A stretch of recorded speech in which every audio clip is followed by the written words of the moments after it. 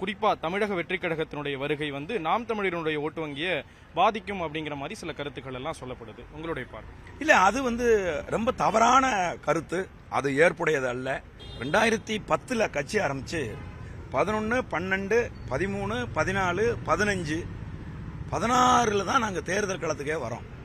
என்னுயிர் அண்ணன் செந்தமிழன் சீமான் தனி ஆளா தமிழகத்தினுடைய மூளை முடுக்கெல்லாம் போய் கிராமமா இறங்கி நின்று 10 பேர் 20 பேருக்கு முன்னாடி தொண்டை தண்ணி அருந்து ரத்தம் சிந்த சிந்த கத்தி தனது கொள்கையை, தனது கோட்பாட்டை, தனது லட்சியத்தை பேசி பேசி பேசி கட்டமைக்கப்பட்ட அரசியல் கட்சி நாம் தமிழர் கட்சி.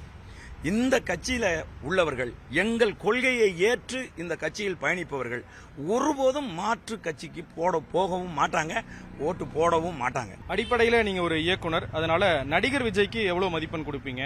தமிழக வெற்றி கழகத்தினுடைய தலைவரா விஜய்க்கு எவ்வளவு மதிப்பெண் கொடுப்பீங்க? இல்ல, நடிகர் விஜய் நடிகராகவே இருக்காரு. அவர் இன்னும் ஒரு தமிழக வெற்றி கழகத்தினுடைய தலைவரா அவர் மாறல அப்படிங்கிறது என்னுடைய கருத்து. இயக்குனர் சொல்லி கொடுக்கறது தான் நடிகர்கள் செய்வாங்க, இது இயல்பு.